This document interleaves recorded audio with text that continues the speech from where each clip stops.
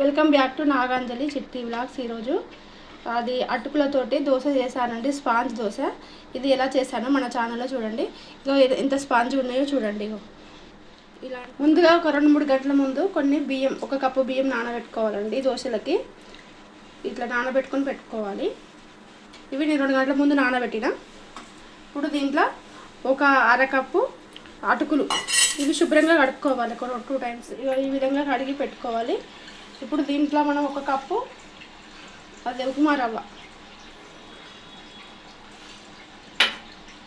దీంట్లోనే 1 కప్పు అది ఒక 1/2 కప్పు అనుకోండి పెరుగు.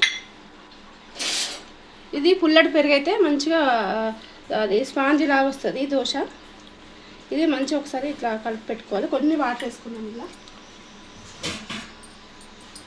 ఇదే ఇప్పుడు మనం పెరిగేసిన దాంట్లోనే కొన్ని వాటర్ వేసి పిండి పోసుకుందాం.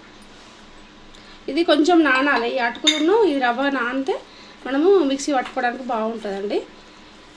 ఇది కొంచెం ఇట్లా కలిపి పెట్టుకోవాలి, కొంచెం లూజ్గా కలిపి పెట్టుకోవాలి.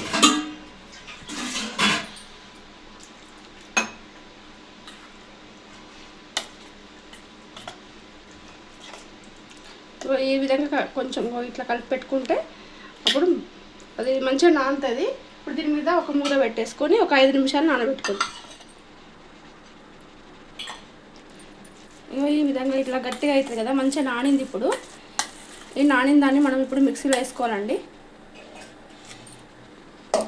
ఒకసారి మిక్సీ తీసుకొని బౌల్ తీసుకొని దీంట్లో వేసి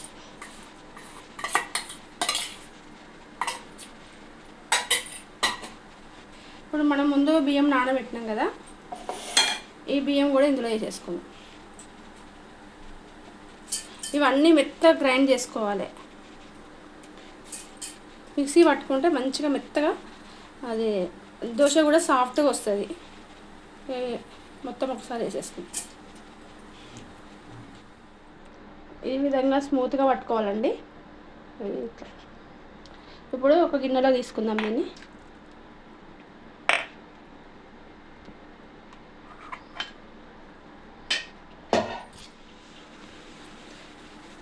ఒక స్పూను సాల్ట్ వేసుకోవాలండి. ఒక 1/2 స్పూను తినే సోడా, అదే వంట సోడా అంటారు కదా, అది ఒక చిటికెడు వేసుకోవాలి, ఎక్కువ వేసుకోవద్దు. ఇంత మనం పుల్లటి పెరుగు వేసినాం కదా, ఇది ఇప్పుడు కొంచెం అది తినే సోడా కూడా వేస్తే కొంచెం మంచిగా ప్లఫ్గా వస్తుంది, స్పాంజ్ లాగా వస్తుంది. ఇప్పుడు దీన్ని మంచిగా ఇదంతా ఒకటేసారి కలుపుకోవాలి. ఇప్పుడు దీంట్లో ఏమైనా వాటర్ పడితే కొంచెం కలుపుకోవచ్చు. ఇప్పుడైతే బాగానే ఈ స్టేజ్లో ఉంటే సరిపోతుంది. స్టవ్ అంటూ పెట్టి ప్యాన్ పెట్టుకుందాం. ఇది ప్యాన్ వేడైనాక ఇప్పుడు దోశ వేసుకుందాం. ఇప్పుడు ఒకసారి ఉల్లిపాయ రుద్దుకుందామండి. ఇట్లా పేన వేడైన తర్వాత ఇట్లా ఉల్లిపాయ రుద్దుకొని ఇప్పుడు ఇది ఒకసారి కలుపుకొని మరి ఇట్లా పోసుకోవాలి. ఇట్లా ఇవి చిన్న కొంచెం ఇట్లా బాగా స్ప్రెడ్ చేసుకోకుండా కొంచెం చేసుకొని ఇప్పుడు దీని మీద ఈ చుట్టూరుగా ఆయిల్ వేసుకోవాలి. స్పాంజ్ లాగా వస్తుందండి. ఇప్పుడు దీని మీద మూత పెట్టుకుందాం.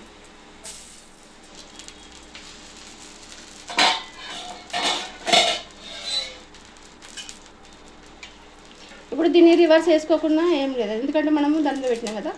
ఎంత ఫ్లఫీగా సాఫ్ట్గా వచ్చినాయి చూడండి. ఇప్పుడు ఇంకోటి కూడా ఇలానే వేసుకున్నాం.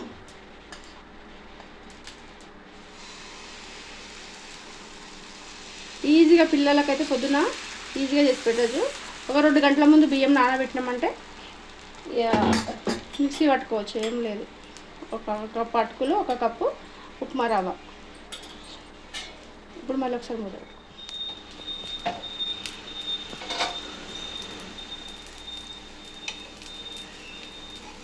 సేమ్ అన్నీ ఇదే ప్రాసెస్లో చేసుకోవాలండి. నా వీడియో నచ్చినట్టయితే లైక్ చేయండి, షేర్ చేయండి, కామెంట్ చేయండి, సబ్స్క్రైబ్ చేసుకోండి. ఇక చూడండి, ఒకసారి చూపెడతా ఎంత స్మూత్గా వచ్చినాయో.